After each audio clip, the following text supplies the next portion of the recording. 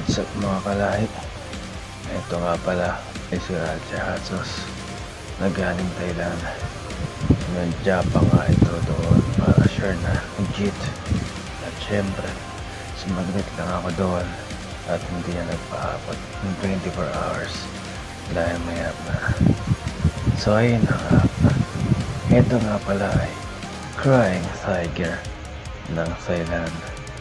At alam ko at alam nyo rin na pag tiger, matapang at hindi iyakin. Siguro, tumagal lang isang buwan sa Thailand yung tiger, kaya naging iyakin. So anyway, 60% lang pala ng fried chicken sriracha Crying Tiger.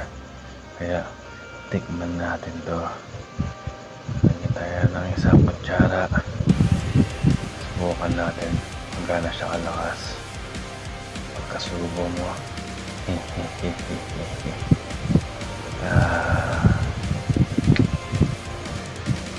So tolerable naman, hindi siya kasakitan pero may asim. Kaya isa pa, nagtalam pa natin, higit sure na mas marami kaysa kanina para swabe.